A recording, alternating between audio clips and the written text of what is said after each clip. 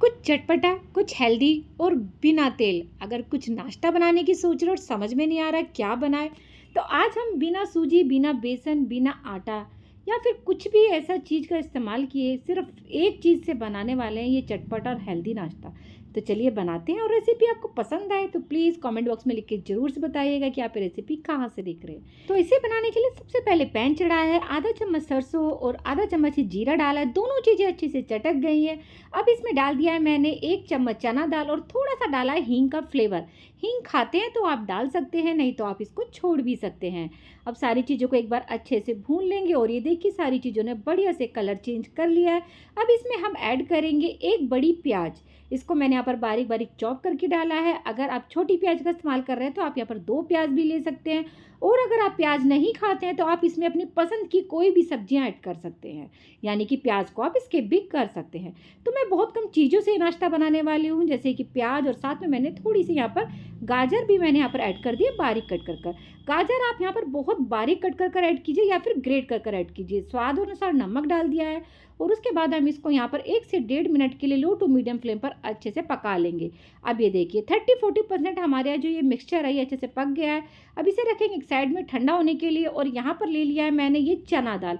तो यहाँ पर मैंने 1 कटोरी चना दाल ली थी, इसको मैंने पूरी रात सॉक किया है। पर अगर आप इसे जल्दबाजी में बना रहे हैं तो 1.5 से 2 घंटा चना दाल को भिगो कर रखना ही रखना है। अब ये देखिए हमने चना दाल धोकर इसका एक्स्ट्रा पानी निकाल दिया और चना दाल हमारी अच्छे से फूल चुकी है। एक एक दाना इसका कितने अच्छे से यहाँ पर टूट रहा है। तो यहाँ पर हम आज किसी भी चीज़ का ऐसा इस्तेमाल नहीं करने वाले, सिर्फ चना दाल से इस नाश्ते को बनाने वाले। तो इसलिए मैंने कहा था मात्र एक चीज़ से इस नाश्ते को हम बनाकर तैयार करेंगे। तो अब इस चना दाल को ट्रांसफर करेंगे हम यहाँ पर एक मिक्सी जार में। अब ये मत कहना कि इसमें मिर्च मसाले डाले हैं तो उनको क्यों नहीं गिना। भाई बेसिक जो चीज़ है हमारी, मतलब जिसके ऊपर ये रेसिपी टिकी हुई है वो है चना दाल। ज़्यादा मिर्च मसालों का इस्तेमाल इस नाश्ते में हमें नहीं करना है, तो उसके लिए हम यहाँ पर 2 से 3 हरी मिर्च तीखेपन के लिए डाल रहे हैं, 3 से 4 मीठा नीम यानी कड़ी पत्ता डाल रहे हैं। थोड़ा सा पानी डाल के अब इसको हम यहाँ पर पीस लेंगे। पानी का इस्तेमाल इतना करना है जितने में पीस जाए, बिल्कुल भी ज़्यादा पानी नहीं डालना है। तो आप पीसते वक्त ही थोड़ा थोड़ा पानी इस्तेमाल करें। तो चलिए एक गाढ़ा सा पेस्ट बनकर तैयार हो गया है, तो इसको हम अब निकाल लेते हैं मिक्सिंग बॉल में। फिर बहुत से लोगों को शिकायत होती है कि आप आलू की रेसिपी बताते हो या फिर आप सूजी मैदा से रेसिपी बनाते हो। तो चलिए मैंने सोचा खूब सारी चना दाल पड़ी हुई है तो क्यों ना इसका इस्तेमाल किया जाए नाश्ता बनाने में। तो इसमें मैंने थोड़ा सा पानी ऐड कर दिया है और स्वाद अनुसार मैंने यहाँ पर नमक डाल दिया है। अब इसको मैं यहाँ पर अच्छे से फेंट लूँगी, यानी कि जो ये हमारी चना दाल का जो घोल है इसको मैं यहाँ पर इतना फेंट लूँगी जिससे ये जो घोल है थोड़ा सा हल्का और प्लफी हो जाए, यानी कि अच्छे से जो इसके अंदर है हवा भर जाए। तो इसको आप यहाँ पर 1 से 1.5 मिनट के लिए चाहे तो धीमे धीमे चाहे तो थोड़ा स्पीड से अच्छे से फेंट लीजिए, जिससे ये हमारी जो चना दाल है ये हल्की हो जाएगी, इसमें हवा भर जाएगी। तो चलिए यहाँ पर मैंने चना दाल को अच्छे से फेंट लिया है।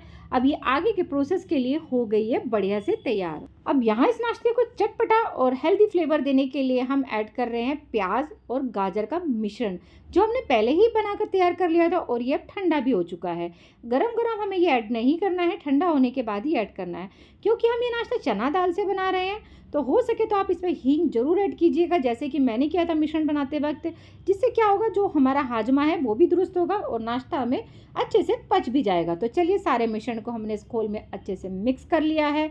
अच्छे से सारी चीज़ें मिल चुकी हैं। अब इसमें लास्ट में हम ऐड कर रहे हैं थोड़ा सा यहाँ पर खाने वाला मीठा सोडा, या आप यहाँ पर इनो सॉल्ट भी यूज़ कर सकते हैं, पर थोड़ी ही यूज़ करनी है। इसको बनाने में जो सबसे बड़ी खासियत ये है कि आपको इस मिश्रण को बिल्कुल भी रेस्ट पे डालने की ज़रूरत नहीं है।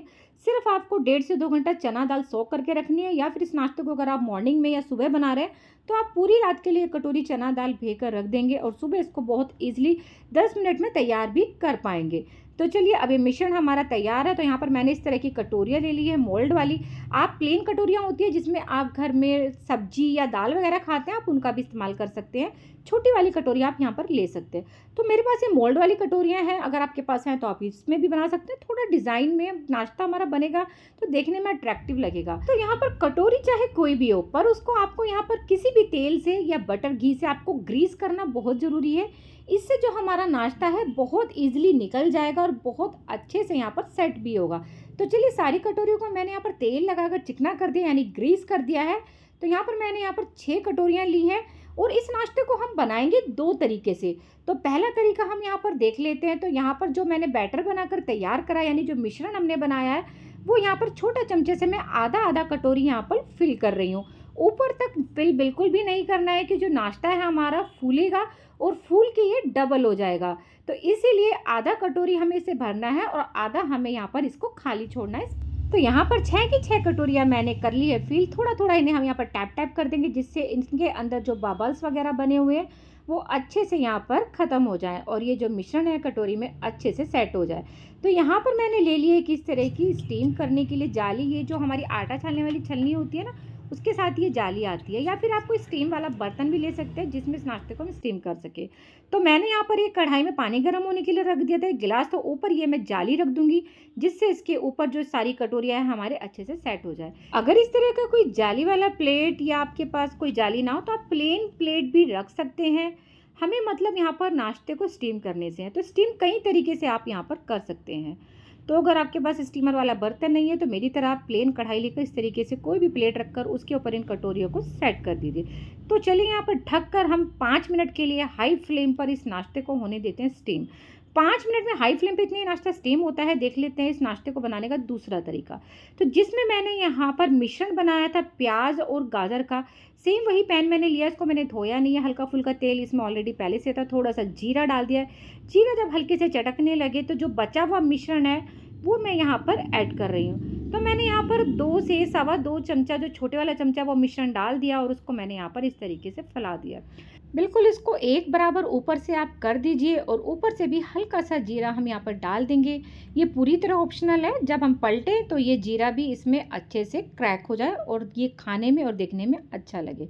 तो चलिए यहाँ पर मैंने इसको आधे सेकंड के लिए लो टू मीडियम फ्लेम पे नाश्ते को ढककर पका लिया है और आई थिंक मुझे अब ये लग रहा है नीचे से अच्छे से पक चुका है। तो मैं इसको अब यहाँ पर इसको बहुत आसानी से बहुत ईजिली पलट दूंगी। और ये देखिए, वाओ कितना टेस्टी, कितना अमेजिंग कलर आया है।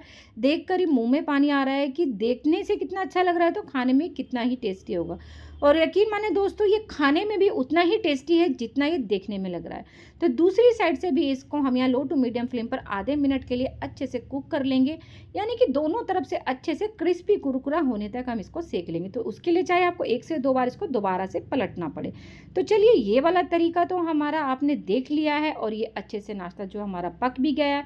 तो इसको अब हम निकाल लेते हैं प्लेट में। अब देख लेते हैं हम यहाँ पर अपना पहले वाला प्रोसेस, जिसके लिए हमने नाश्ते को स्टीम करने के लिए रखा था। तो इतने में यहाँ पर 5 मिनट में देखिए अच्छे से जो हमारा नाश्ता है ये भी बढ़िया से स्टीम हो चुका है। ऊपर से इसमें क्रैक्स पड़ गए हैं, इसका मतलब नाश्ता हमारा अच्छे से पक चुका है। गैस की फ्लेम करेंगे बंद। अब इस नाश्ते को बाहर निकाल के हम कर लेंगे अब ठंडा। ठंडा, ये देखिए हमारा नाश्ता बहुत अच्छे से हो गया और किनारे देखने से ही पता लग रहे हैं कि आसानी से छूट गए हैं। आपको इसमें चाकू वगैरह या चम्मच वगैरह लगाने की बिल्कुल भी ज़रूरत नहीं है। उंगलियों से आप इस तरीके से इसको छुटाएंगे तो ये बहुत ईजिली निकल जाएगा। साइड से बस हल्का सा आपको इसको दबाना। और ये देखिए कितना स्पंजी, कितना फूला फूला। हमने कोई दही वगैरह का भी इसमें कोई ऐसा इस्तेमाल नहीं कर रहा है। सारी चीज़ें घर में ईजिली अवेलेबल होती हैं जो इसमें गई हैं। तो अगर आपके पास भी बहुत सारी चना दाल पड़ी है और बरसात का मौसम है, आपको नहीं समझ में आ रहा है कि चना दाल का करे तो क्या करे, तो आप इस नाश्ते को बनाकर पूरे परिवार को खिलाइए और सच में पता नहीं चलेगा कि आपकी चना दाल कब ख़त्म हो गई। तो चलिए, बस इसी तरीके से हमने यहाँ पर सारा जो नाश्ता है कटोरियों में से, यानी कि मोल्ड कटोरियों में से हमने यहाँ पर निकाल लिया है। कुछ भी ज़्यादा मेहनत करने की ज़रूरत नहीं है, बिना टूटे बिना बिखरे, और कितने ईजी से देखिए नाश्ता हमारा निकल चुका है। तो चलिए अब इस नाश्ते को हम यहाँ पर कर लेते हैं सर्व। तो इसको मैंने सॉस के साथ में और चटनी के साथ में यहाँ पर किया है सर्व। आपको इस नाश्ते को यहाँ पर बिल्कुल भी कोई ट्विस्ट देने की ज़रूरत नहीं है, कोई भूनना नहीं है, कोई इसको आपको यहाँ पर तड़का नहीं लगाना है। आप इसको ऐसे भी खाएंगे तो ये नाश्ता बहुत ही टेस्टी लगेगा। और ये देखिए बिना तेल का कितना मज़ेदार फ्लफ़ी नाश्ता। तो रेसिपी अगर आपको थोड़ी भी पसंद आई हो तो इस वीडियो को ज़रूर से शेयर कीजिएगा अपने फ्रेंड और दोस्तों में, और रेसिपी को लाइक, चैनल को सब्सक्राइब कर लीजिएगा और डिफरेंट रेसिपीज़ के लिए। तो ये देखिए यहाँ पर दूसरे वाला नाश्ता भी कितने अच्छे से पका है। तो चलिए मिलते हैं नई रेसिपी के साथ। Thanks for watching.